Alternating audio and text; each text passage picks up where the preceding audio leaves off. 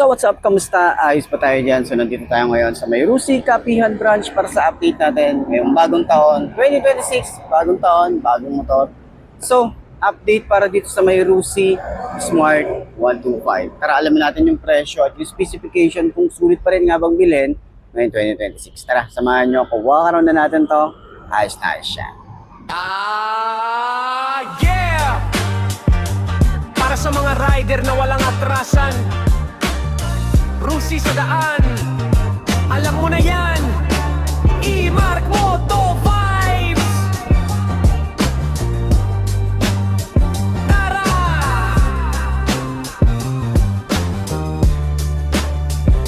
Gigising sa umaga, makinaya andar kahit malayo biyahe, kayang-kaya lumaban, tipid sa gasolina pero lakas sumatak. Sa kalsada araw-araw di ka bibitag, pang bisyo, pang rides, pwede pang harabas. Kahit ulan o init, dire-diretso lakas. Abot kaya presyo pero astig ng dating. Pag Rusi ang dala mo, pansin ka sa stress. Takbo hanggang dulo kahit anong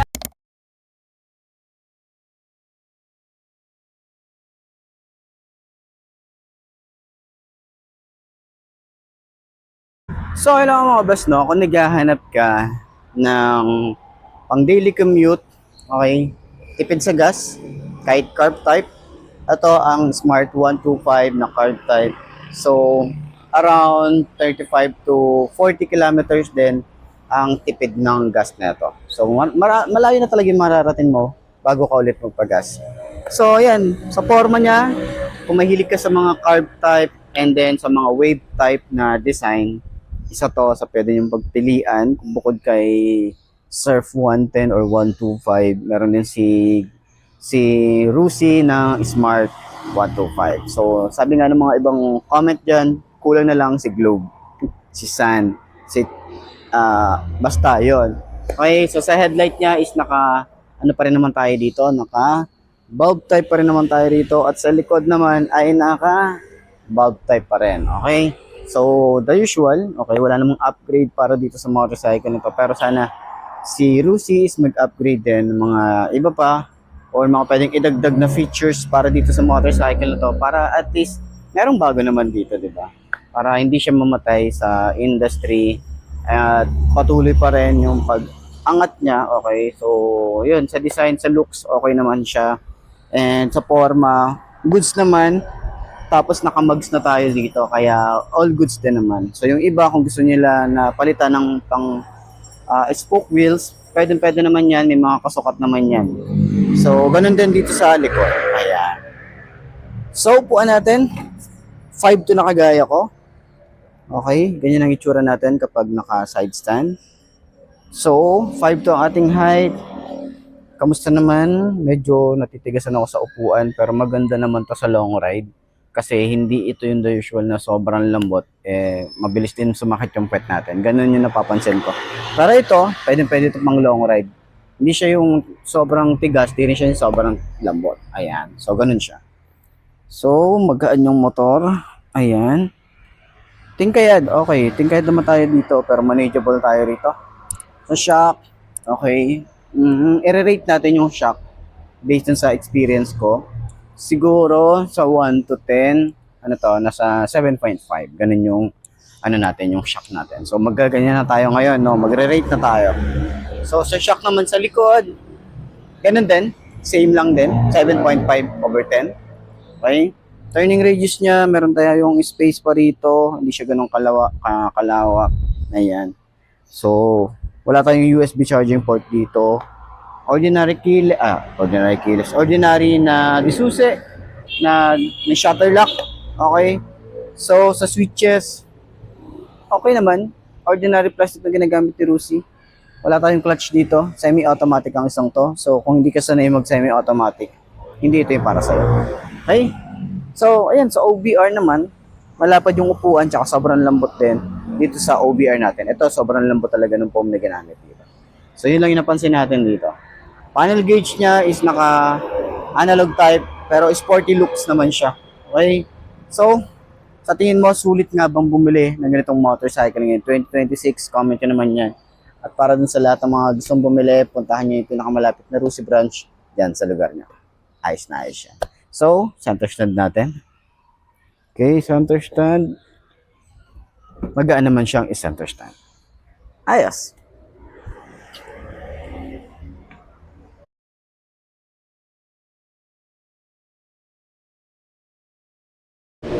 So ayun na nga mga best, no. Ayan, meron tayo rito Smart 125 ng Rusi. Okay, marami sa likod. Meron tayong kulay blue, kulay black, kulay gray, and then kulay red. Itong nasa harap natin. Okay.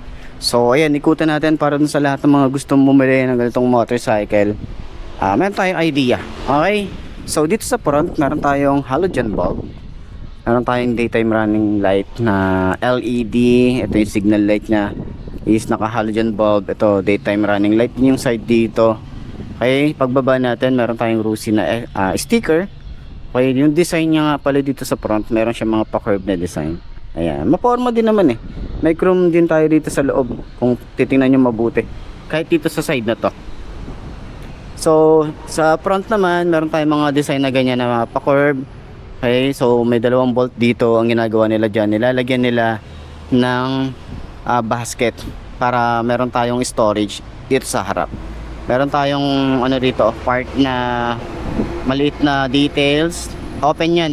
Okay, yung forma naman may parang patulis.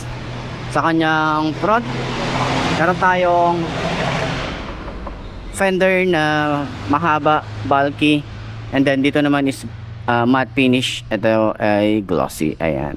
So naka-telescopic fork, maganda yung forks, may Rusi na naka-engrave dito or naka-emboss. Ayan, naka-mugs din tayo rito. Maganda yung mugs. May design na parang pinagtabasan dito. Tapos ang size dito ay 2.5 by 17. Single disc brake na may touch ng gold. Naka dual pad caliper na kulay golden. And naka carb type, Euro 3. Ayan, so air cooled din ang isang to. Yung decals niya, ito meron tayo smart dito, may decals dito, and then may smart din dito na 125 decals din na kulay black naman yan. So yung front niya is kulay red, yung sa side naman is black. Ayan. So sa kanyang panel gauge, meron tayo rito ang signal light. Ito, signal light 1, 2, 3, 4. Ayan, na gear indicator. May Rusi dito sa gitna. Okay, speedometer, odometer, fuel gauge pag naka-neutral, pag naka-high beam. Ayan, switches natin dito, park light, headlight, electric starter.